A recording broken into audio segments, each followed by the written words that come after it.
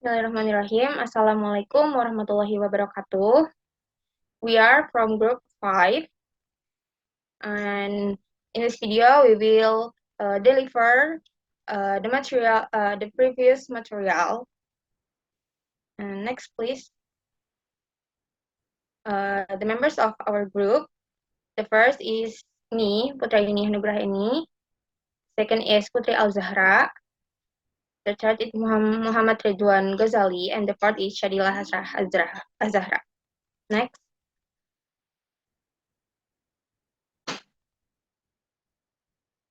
The first material will be delivered by me. It's about verbal communication. Next. The syntagmatics of dialogue. There are three possible analytical perspectives for the segmentic analysis of a dialogical utterance. First, how the individuals part of the utterance interrelated. Second, the relationship of the utterance to the previous utterances by the same feature. Third, the relationship of the utterance to the previous utterances by the other features. Next, please.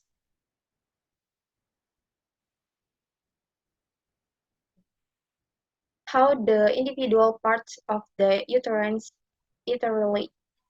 The first analytical perspective, the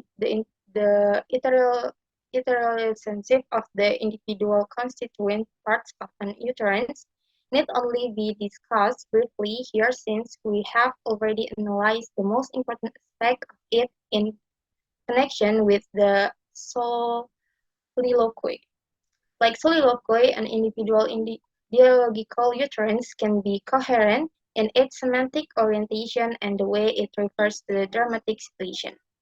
However, it can also contain semantic changes in direction and change in situational reference. This kind of utterance is thus inherently dialogical in character, insofar as its various segments can be assigned to different layers of awareness, different types of figure potential, or different roles for the speaker. Next slide, please.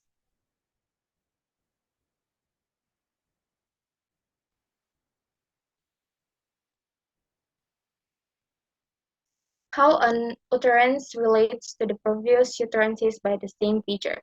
The question of the way an utterance relates to the previous utterances by the same features implies the more far-reaching question for the semantic coherence and stylistic homogeneity of the sum total of utterances by one feature in both a single dialogue and the dramatic text as a whole.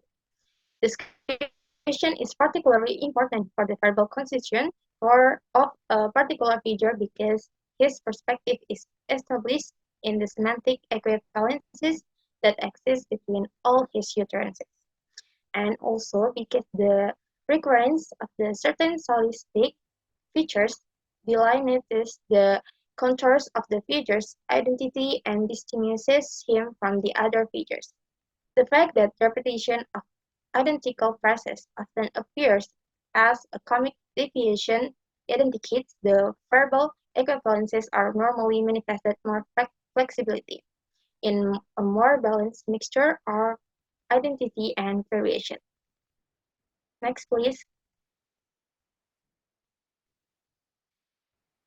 How an utterance relates to the previous utterances by the other features. The most important of these three perspectives for the analysis of dialect is the third because it strives to identify the specifically dialogical quality. The question of how an utterance relates to the previous utterances by the other features, or to be more precise, and this facilitates analysis to immediately preceding utterance by the dialogue partner. Here, too, it is feasible to establish a scale of possible relationships stretching from one extreme identity to the other. Complete under unrelatedness, we have already discussed these two extremes in connection with monological tendencies in dialogue. In the first case, there is absolutely no change in semantic orientation between one utterance and the next because both partners have access to the same relevant information and their attitudes So this information also coincides. Okay, that's all from me. The next material will be derived by the next uh, speaker. Thank you.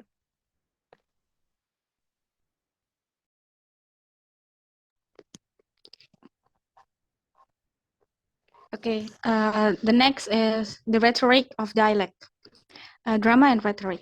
In our analysis of paradigm and syntagmatic dimension of dramatic dialogue, we can also invoke the categorization structures of rhetoric. It is not even necessary that the text under analysis has already been produced within a rhetorical system of norms and forms, since there is affinity of intention between rhetorical speech and the classical form of dialogue speech in drama. Both strive to use words to affect a change in the situation. However, the model of rhetorical speech cannot be applied to drama without certain reservation, as it is based on a specific speech situation, namely one-way monological communication between a single speaker and a number of listeners. Normally, the situation simply does not arise in dramatic dialogue, even though it may occasionally occur more frequently in classical drama in the context of set speech. Next, please.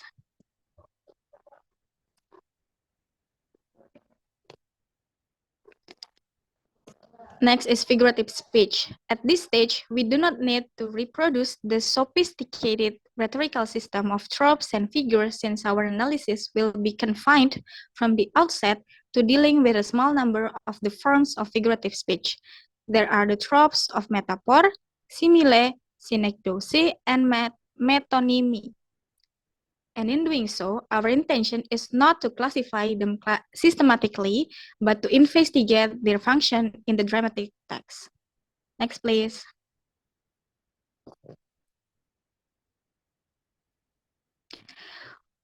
Within the context of rhetorical theory, figurative speech is assigned three main functions. The first one is ornamentation. The second one is the illustration or concretization of a particular situation.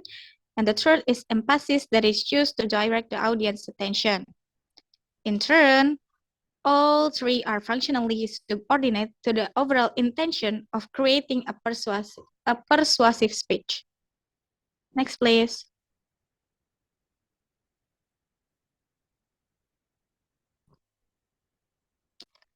Thus, figurative speech in drama can have a characteristic function. It can become part of the verbal technique of implicit self-presentation.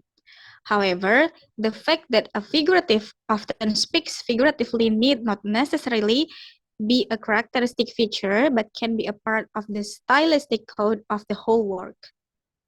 Next, please. So here the two examples of work from Shakespeare. The first is Othello, and the second is Lago. Othello generally evokes hyperbolic, expansive image full of intense light and color, and usually applies them to himself. Meanwhile, in Lago's imagery is frequently applied to others, whom he compares to lower and often repulsive form of animal life, such as flies, spiders, goats, wolves, and etc., and the baser bodily function. Next, please.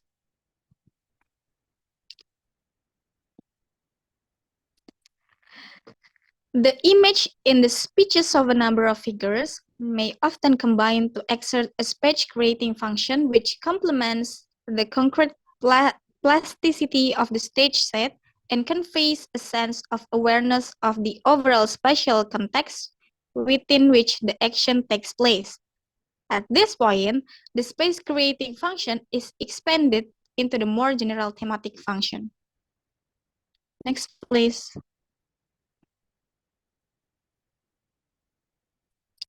Okay, next one is dramatis personae and dramatis figure.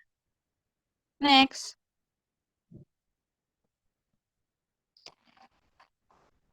The interdependence of plot and figure. figure versus person. Unlike real characters, who of course are influenced by their social context, but who on reaching maturity are able to transcend it. Dramatic figures cannot be separated from their environment because they only exist in relationship to their environment and are only constituted in the sum of their relation to that environment. Next, please.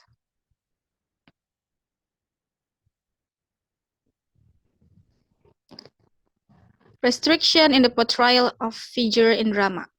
In drama, however, because of its multimediality and the physical presentation of a figure on stage, the danger that this distinction might be forgotten or obscured seems to be particularly great, and this is true despite the fact that the conditions imposed by the dramatic medium mean that the possibilities for a detailed, while embracing portrayal of character are more limited than they are in narrative texts such as the novel.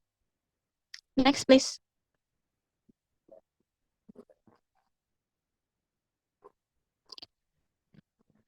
The next one is dramatis personae. If the dramatis personae can be defined as the sum of all the figures that appear in a play, then this includes not only the minor figures who speak perhaps no more than once, but also the non-speaking figures or figure collectives. On the other hand, this definition of dramatis personae does exclude those figures who are referred to verbally in the speeches of others, but who never actually appear on stage. Okay, the next material will be delivered by the next speaker. Well, it's my turn. The first one is size. An important, if purely quantitative parameter for the dramatis personnel in the number of different figures it contains. Thus, the size of a company of actors, for example, can only permit a certain size of dramatis personnel through, of course, the doubling or trebling of parts that do not overlap cynically enables a playwright to expand the number of possibilities available. Furthermore, the limited length of a dramatic text also discourages playwrights from presenting large number of figures, at least in comparison with the social novels of the 19th and 20th centuries. Next, please.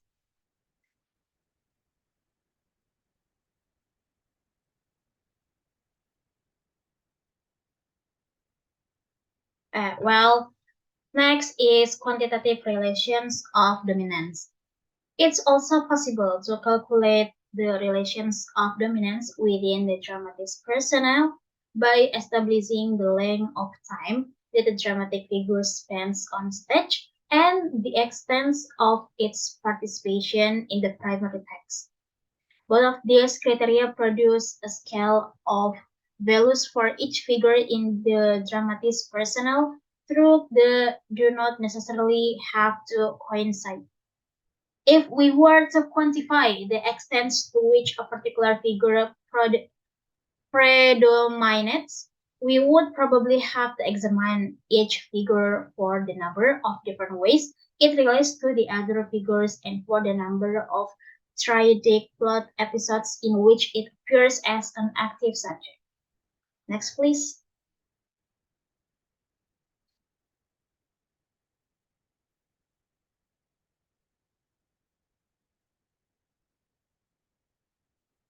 Next is qualitative correspondences and contrasts. The first and most general features that structure the dramatist persona of the Restoration comedy are also relevant for dramas of most other historical periods. This is particularly true of the contrast between male and female, the importance of which is frequently emphasized by the fact that the list of dramatist persona printed before the primary text is structured of the basis of this criterion. A further anthropological constraint is that represented by the opposition of old and young. Through the actual roles played by the different generation are historical variable. This opposition was not only prevalent in restoration comedy. It applies to the genre of comedy as a whole, whose archetypical structure is determined by the victory of life over death and youth over old age. Next, please.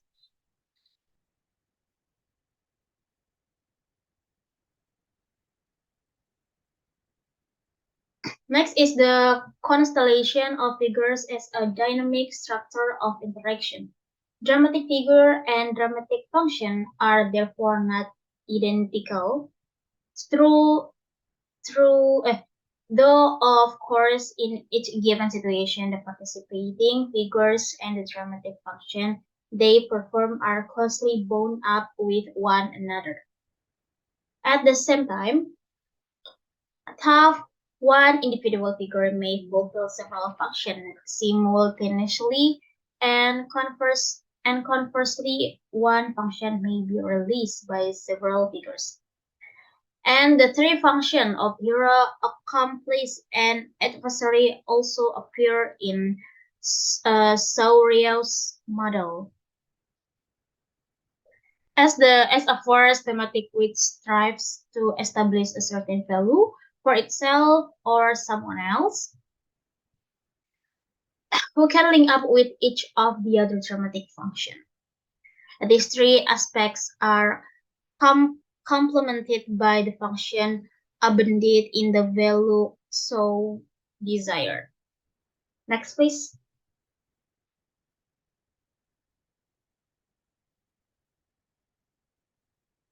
Next is configuration. By configuration, we mean the section of the dramatist persona this is present on stage at any particular point the course of the play. The use of the term stems from the words of Solomon Marcus, one of the leading exponents of a mathematical analysis of drama which up to now has been primarily concerned with examining configuration structure as something that can be understood in quantitative terms alone. Next, please.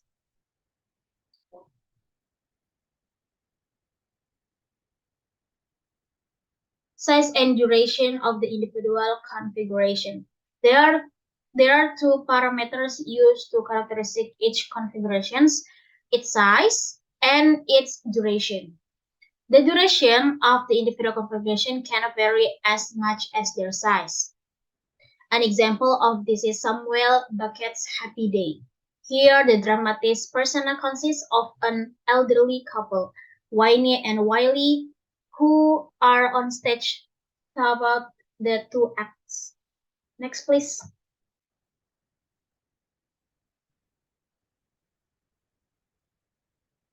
Configuration structure.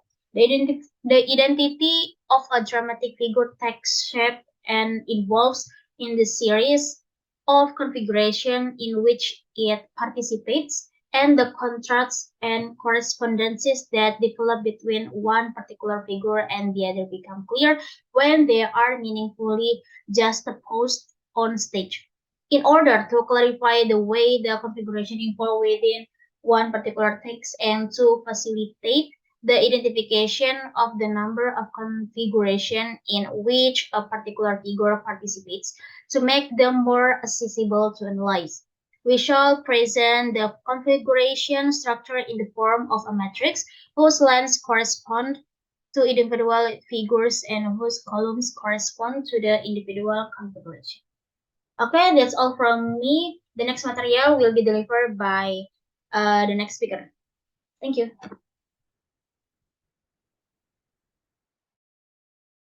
Okay, thank you anyway. Hey, this is me, Ridwan Ghozali. I'm here to explain about the figure conception and characterization. So, in the previous section, we show how a dramatic figure is constituted and defined through the set of relationship connecting in with the other figure of the play in the varying constellation. And configuration. So we would now like to concentrate on the dramatic figure in isolation.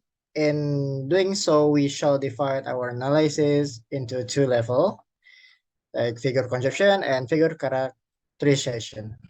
So figure conception refer to the anthropological model that the dramatic figure is based on and the convention involved in turning this anthropological model into fiction. Meanwhile, figure characterization refer to the formal technique of information transmission that are used to present the dramatic figure with the help of the communication model for dramatic text.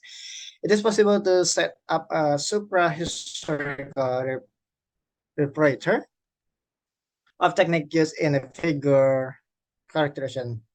So yeah, figure conception by contrast is purely historically category, historical and typologically variable set and convention size. It is not possible to relate the broad spectrum of historically realized image of men and their dramatic manifesting back to a superhistorical repertoire of possible variation.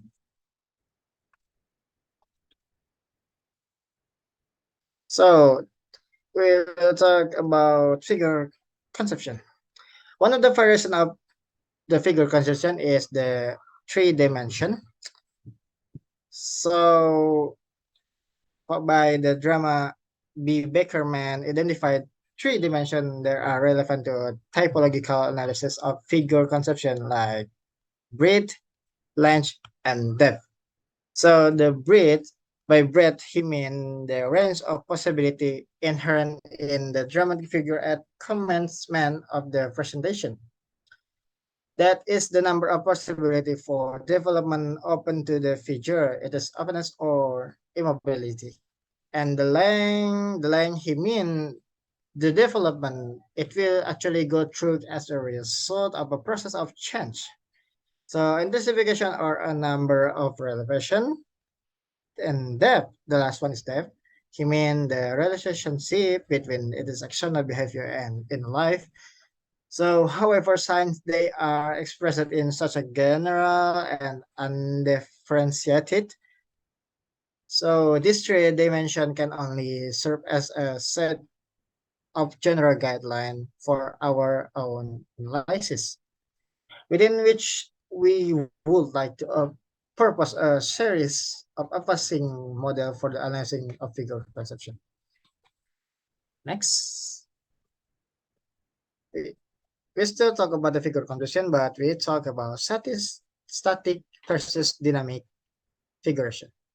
So it's static, not statistic. So Bakerman notion of breadth and length provide a framework for distinguishing between statically and dynamically conceived figures, So statically conceived figure remain constant throughout the whole of the text.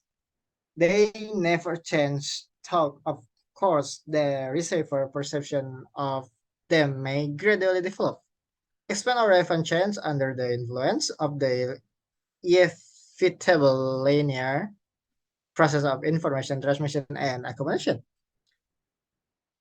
So the dynamic figure, on the other hand, undergo a process of the development in the course of the text. So their set of distinguishing future chains, either in a continuous process or a disjointed series of jump. So just with the letter, it is not just the receiver views of this figure that change in every phase of the text. So according to the information available, but the figure themselves. The third is personification type and individual. So in the historical analysis of drama, there are three main forms that have been considered to be particularly important. So the personification type and individual. So what is personification? Personification is the most abstract to this in comparison to a real person in personification. the predominant form of figure conception in the medieval morality dramas and also in the Roman Catholic propaganda passages in this case. The set of information that define the figure is extremely small and designed in it's totally to illustrate an abstract concept with all its implication. Type. What is type? So the type on the other hand is not quite so one-dimensional because here the figure embodies a whole set of qualities, which can be larger or smarter because rather than just one single quality or concept. And the individual, if the type is divorced from individual quality so that it can be used to represent some universal or typical supra-individual quality. I think the intention underlying a figure conceived as an individual is just to bring out the features that are unique and contingent. So this can only be grasped if the author produces a wealth of detail that characteristic the figure. So that is individuality can be represented as many different level as possible appearance, speech, behavior, and biography, and each other. Next, characterization. So characterization is we talk about repertoire of possible characterization. Um. So sorry. So the repertoire of possible characterization technique may be derived from the repertoire of theoretical codes and channel demonstrate in 132. However, before commencing our illustrated presentation of the most important characterization technique, we should first like to present the repertoire of this technique in the form of a diagram in order to provide the reader with a clear overview of the various aspects that will be discussed below. Okay, that's I think it's all from me. Thank you for watching. Assalamualaikum warahmatullahi wabarakatuh.